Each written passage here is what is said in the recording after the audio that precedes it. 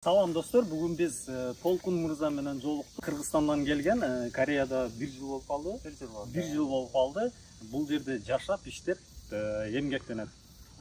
Толкун Мырзанын азыр өзү жөнүндө, жашоосу жөнүндө Кореяда кандай жашап атат, кандай иштеп атат, ошол жөнүндө өзү тааныштырып атат. Азыр бизге ошол кандай виза менен келген, кантип келген, Кореяда өзүнүн турмушу жөнүндө, өзү жөнүндө кыскача айтып берет. Саламатсыздарбы? Эми өзүм жөнүндө кыскача айтып берсем, мен Кыргызстандан келгенине бир жыл болуп атат. Бир жыл болуп калды. Бул жака кандай келди деген вопросуңарга. Мен келинчегим этнический кореянка болот. Келинчегим бул жакта Кореяда этнический корейцтерге автоматический виза берилет. Ол виза менен бул жака келип, баардык ишке кирип иштей алат. Через келинчегим аркылуу мен виза алганмын. Ошентип келип калды. Келдик, иш жакшы, оор эмес, жеңил иштер, заводдо иштейбиз.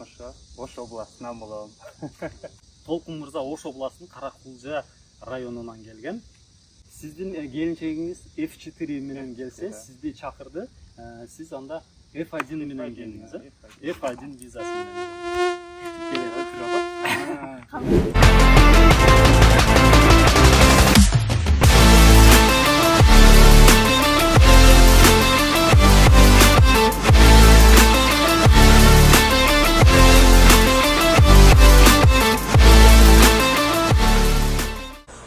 Толкун Мырза, анда сиз келип жайгашып алыпсыз, өзүңүздүн жашооңуз тууралуу, жасаган жумуштарыңыз тууралуу, негизи эле ошо Кореяда жашоо турмушуңуз кандай болуп атат, ушул жөнүндө кененирээк айтып берсеңиз. Келгенибизге мына уже бир жыл болуп атат. Жакшы, Кудайга шүгүр. Көңүлгө жаккан үчүн жүрөбүз да, бир жыл болуп атат. Ичине көңүлгө жакпай турган болсо, бир ай, 2 айда эле результат чыгарып кетип калмакпыз да. Түйүн чөптү тийип кетип калды.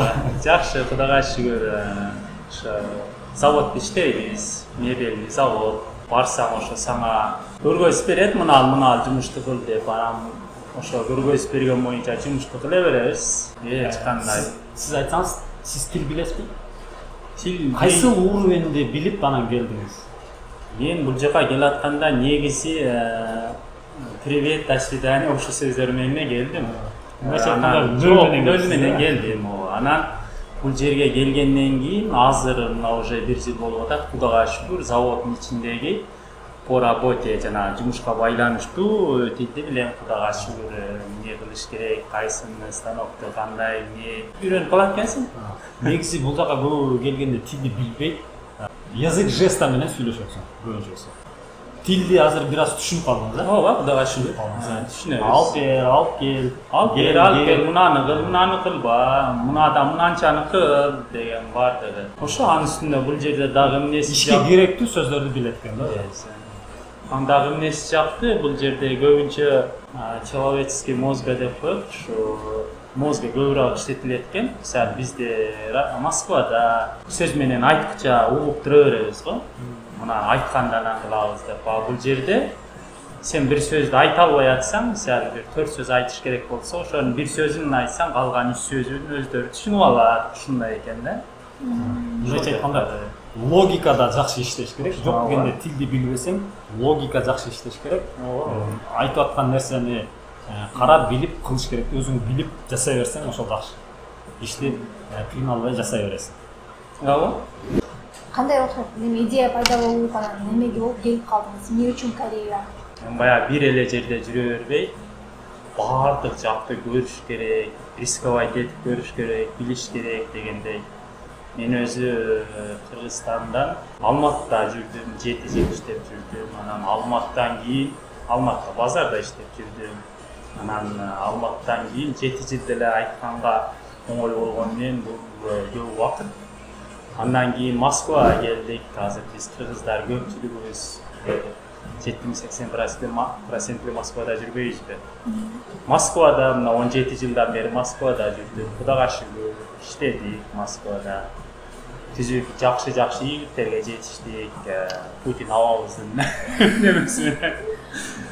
Анан ошо анан дагы деле ошол жерде жүрө бербей деп, дагы ишин алмаштырып көрөлү Yani тем более мына бизге возможность бар экен. Келинчегим этнический кореянка болуп атса, эми совсем нөл эмес да, бул жакка жол ачык биз үчүн. Анан көрөлү дедик, эмнеге келдик, Кудайга шүгүр, иштеп атабыз, жакшы баары.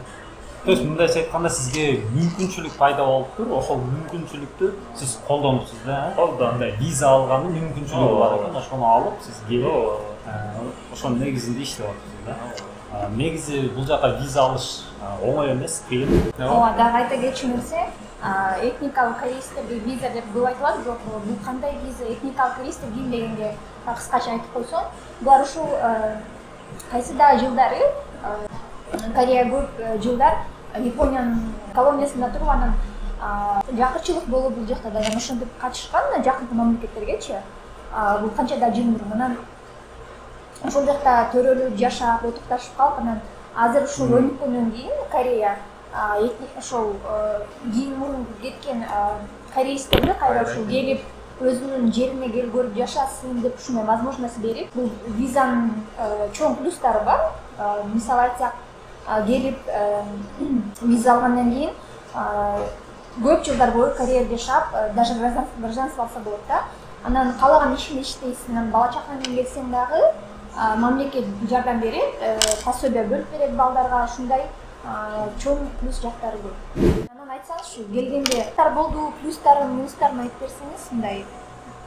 Эми биринчи келгенде таң калдырган нерсеси бул жерде ушунчалык тыгыз байланышкан үйлөр, жерлер, даже машинаны парковка коюшта өтө проблема. Эми бизде Москвада, бизде парковка проблемасы жокпу, адамдар ушунчалык көп, ушунчалык тыгыз жайланышкан жерлерде. Анан биринчи келгенде ушу квартиралар кичинекей эле болот, мынчалык кичинекей деп деле ойлоптуз, андай однокомнатный квартиралар, хоббиттин үйүндөй болобу. Анан биринчи келгенде ушу кичине бир жума тыйла неме болдук.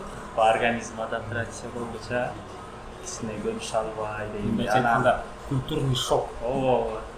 Анан бир жумадан кийин анан көрүш, можно сказать, көрүшүп кеттик. Анан биз жашаган жердин эң эмеси жакшы, биздин өзбек туугандар бүт өзүбүздүн кухняларын ачып берген. Өзбек туугандар каерде болсо да жанагындай тандырларын ала жүрөт эмеспи? Самса, нан, жанагындай лагман, манте дегендей жакшы жер ошол кухнясын ачып, ошол жактан ушу өзүбүздөгүдөй эле питайт этебиз. Баягы бул сөздү эмнеге айтып атам? Кореяга барсам нан жок экен, только күрүч жейт экен деп калышат. Бул сөз бекер сөз да. Ошол сөздү айткандардын кулагына кимистирген. Негизинен заводдордо иште только корейский тамактарды берилет. Көчөдө болсо СНГдан келген кыргыз, өзбек кухнялары бар. Ошол жактан кадимкидей эле өзүбүздүн кухнядагы тамактарды жесе болот. Ооба. Келгенден кийин тамак аштан кыйналбайсыз. Ооба. Кыйналыш жок. Мындайча айтканда сиз плов, самсы буларды сагынган жоксуз, а? Жок. Наоборот, бул жерде салыштырмалуу Россияга да. Бул жердин порциялары чоң болот. Мисалы Москвада 2 самсаны жөнүнө жеп коесуң. Бул жерде 2 самсаны жей албайсың дегендей да. Чоң болот. Бул жерде территориясы кичинекей болгон үчүн, мисалы салыштырмалуу Корея, Түштүк Кореянын территориясы Кыргызстандан 2 эсе кичине, населениясы 53 миллион, 54 миллион. Инфраструктура, көчөлөр, магазиндер, транспорт бардыгы жакшы жайгашкан да. Бул жагы сизге кандай удобный эле болду? Ооба, жакты, бар жол жанагындай автобустар, например, 1 минут эрте дагы келбейт, 1 минут кеч дагы келбейт. Жумушка бара турган болсоң, бардыгы убактысында келет. Ошол жактары жакты. Анан эми көп Корея безопасная страна дейт, ошол кичинекейби? Бул жерде мындай эмне? Мындай закон бузуу жок экенби, кандай? Менталитет да.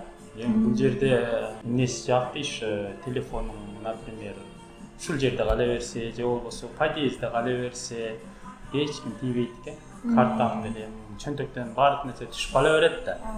Эч ким эчтекеге тийбейт.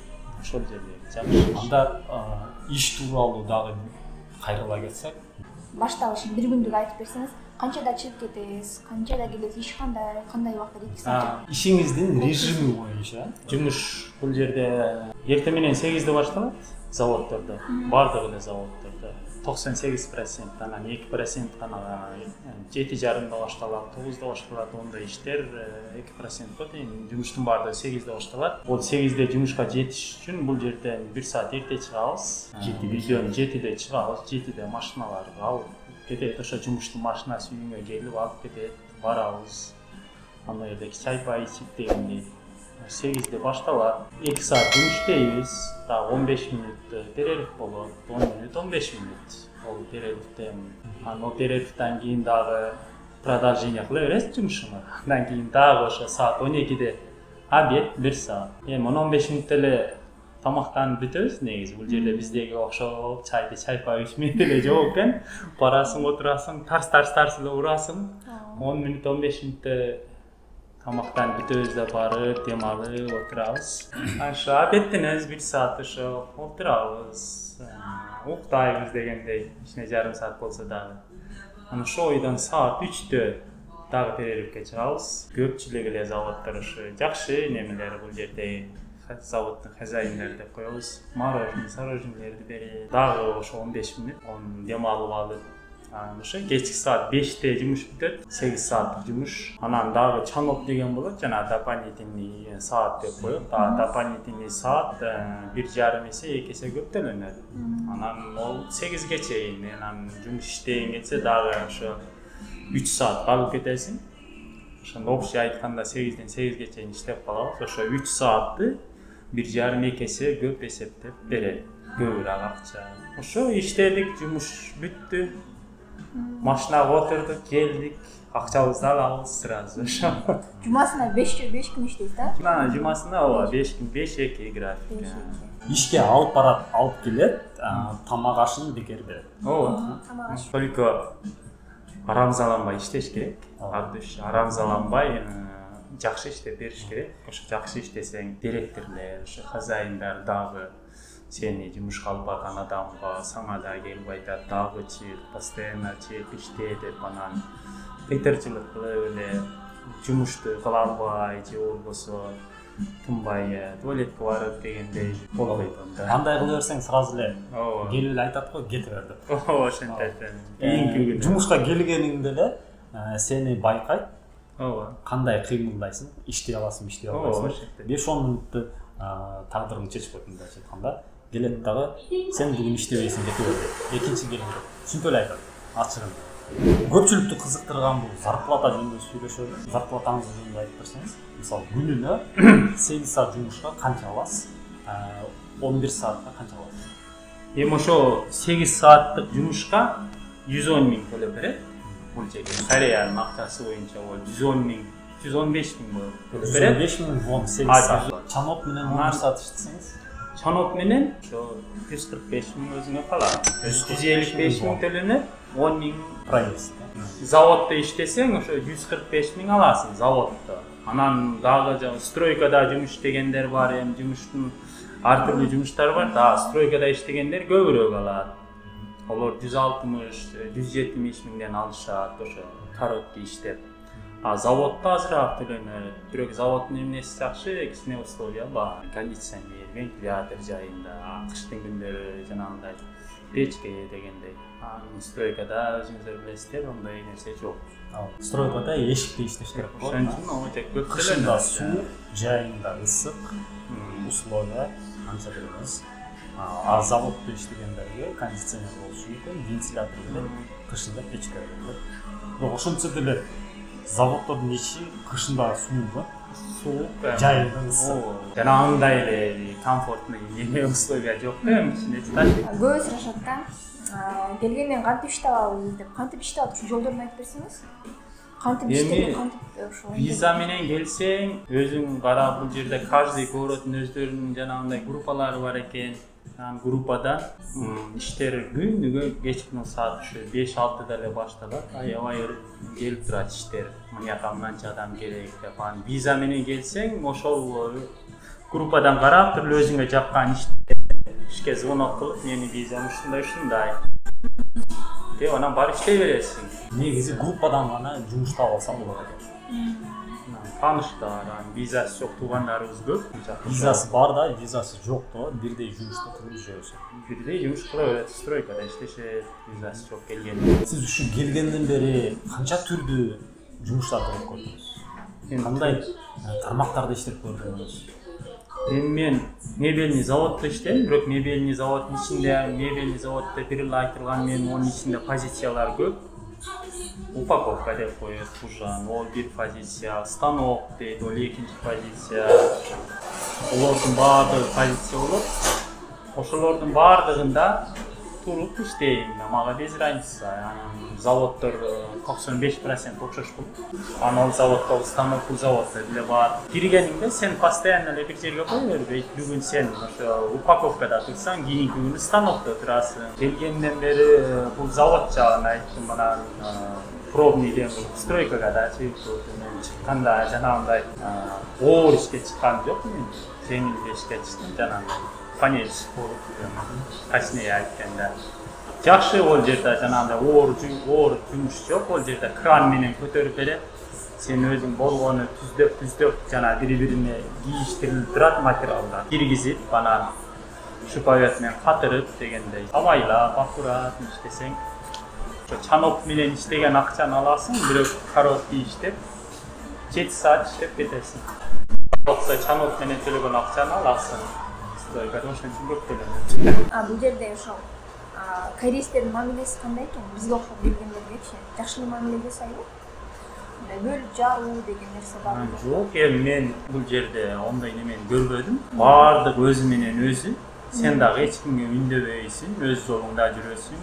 Олар да сага үйүндөбөйт, өз жолунда жүрө берет. Ошо анан мындай адамгерчилик жактан алып келгенде, булардын адамгерчиликтүү келет. Кирген сайын учурашып турат, либо жерде баш ийке учурашып, ошентип баш ийке учурашканга баягы бир жактан биз жаңы келгендер үчүн баягы көнө албайбыз, кыйын.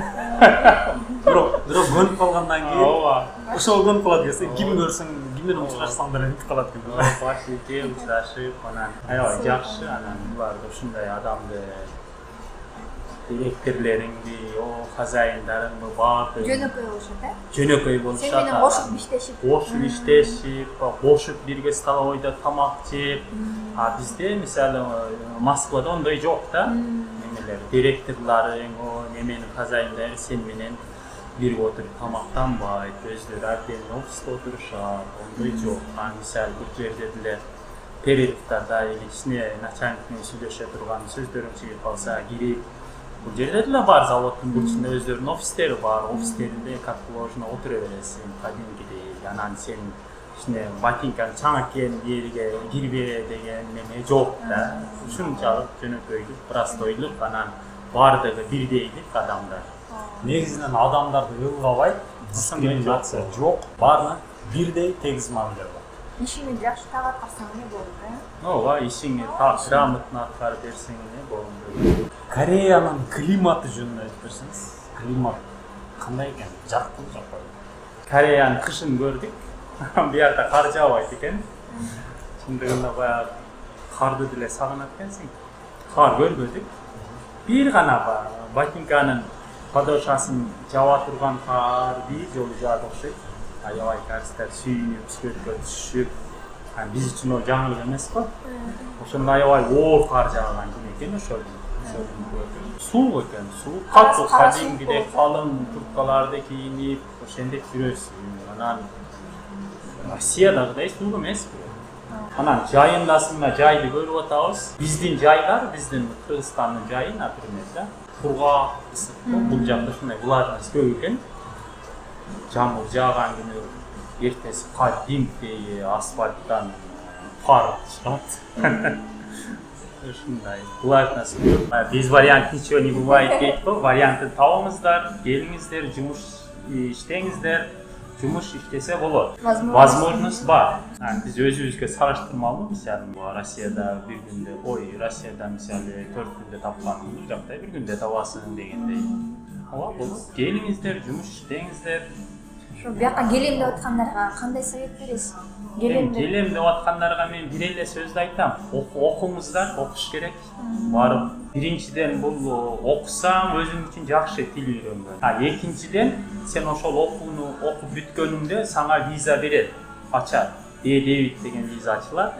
Ол E-Debit деген ошо визанын немеси менен келесиң.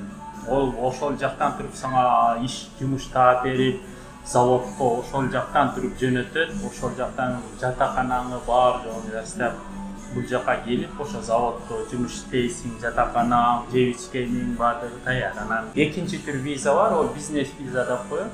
Ол бизнес виза болуп ачылат. Сенин шотуңда $50,000 акча болуш керек.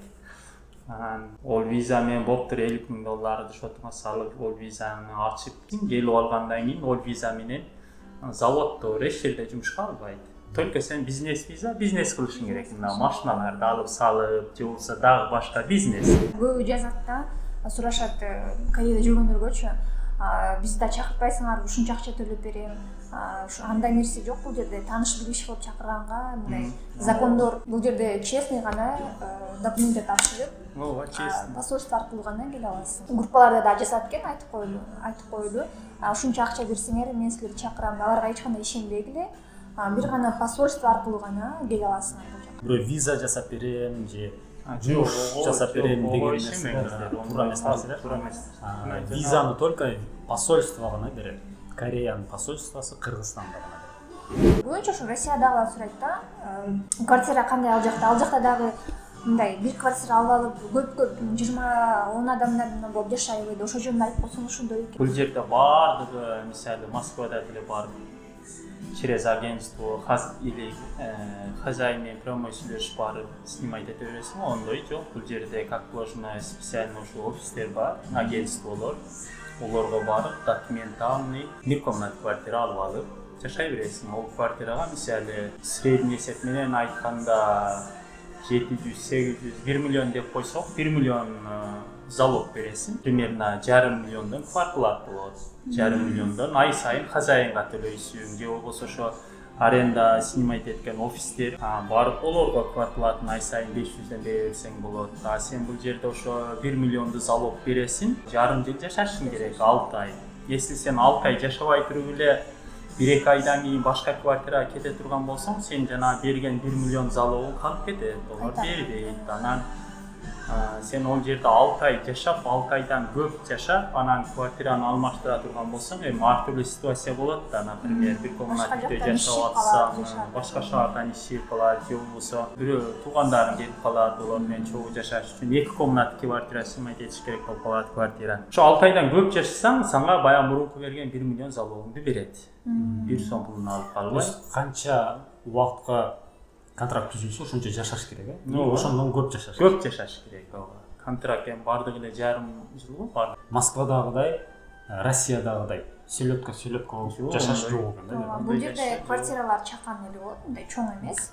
Ичинде кухня, баары мындай чакан болот да. Условиясы менен анан чакан болот. Антип эки адам. Бул жерде ошо көбүнчө эки адамдан жашайт. Например, азыр мен өзүм жалгыз жашайм. Себептегенде тапканым деле Кудайга шүгүр болуп атпайбы. 2 күндүк иштегеним квартплатка беребиз. 2 күндүк квартплатка кетет, калган 24-25 күндүк өзүңө калат дегендей.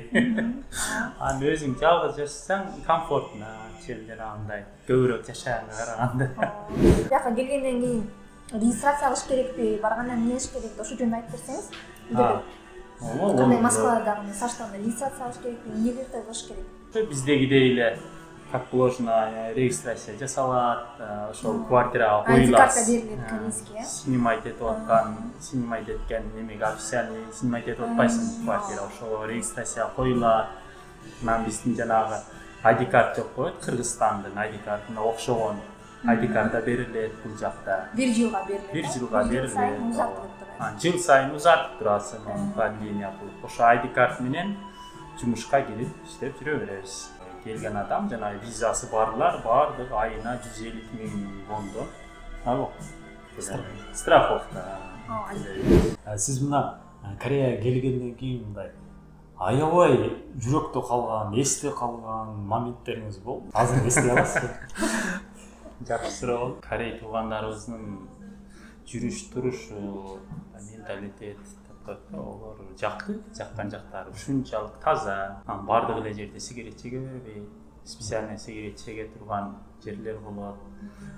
Кичине бир напитки ичсең дагы оны алып барып мусорныйга издеп жүрүп таштайсың, болбосо таштабай жаныңда көтөрүп жүрө бересиң. Мусорлар сакталып атат бул жакта. Тазалык жактан анан бардык нерсенин эч ким тартипти бузбайт. Ошол жактары жакшы, жанагы. Сизге тартип жакты. Ошол жакта. Жакпаган жеричи? Алыс. Мекенден алыс жүргөнүм жакпаган жери. Эмне кылабыз? Тергеликте жумуш, кудагашып иштеп атабыз, алып атабыз, булардын акчасын дегенде. Ол жактары жакшы. Мындай акчасын алып аткан жокпу? Кызмат көрүп атабыз. Кызмат кылып берип атабыз, бизге төлөтөбүз. Мен бул жерге келгенде бир нерсеге таң калдым. Неге таң калдыңыз? Кореецтер кышында мындай тапочка менен жүрөт. Кычыраган кыштадыбыз. Кайык менен башы эме, жылаң баш, буту жылаң баш. Калың куртканы кийеткен дагы буту жылаңай кылып. Толкун мырзага биз ийгилик каалайбыз. Толкун мырза, сиз ишиңизге ийгилик, ден соолук каалайбыз. Ушул жакшылыктарда көрүшөлү. Эмне деген ой максаттар менен келдик, мына элден, жерден, алыста жүрөбүз, ушу тергелейк. Иштеп мекенге кетели. Келиңиздер, иштеңиздер. Тез чогултуп кетип калыңыздар дегенде 45ке чыккыча келиңиздер, иштеп калыңыздар. Ооба, бул жерде жашына көңүл бурулат көп жердечи. Жашың чоң болсо ишке кириш кыйын да. Айта кетчү нерсе дагы анан ден соолугуңда чың болуш керек. Анан мындай көбүнчө бул жерде иштер ушу физический болгон үчүн ден соолугуң чың болсо жакшы да. Хронический оорун бар болуп анан жеме болсо анда келгенге мен ойлойм не стоит депчи, потому что ишке киришке кыйын болот. Ошон үчүн бул жака келиш үчүн биринчи ден соолук. Анда эмесе бул жака келе тургандардын баардыгына кеңеш, тилди окуңуздар, ден соолукту чыңдаңыздар. Анда эмесе башка жолдору тууралуу, бул Кореяга келүү жолдору, кандай виза алуу керек, ошолор тууралуу башка визалордун, буга чейинки визалордун көрсөңүздөр болот. Барыңарга ийгилик. Барыңарга ийгилик.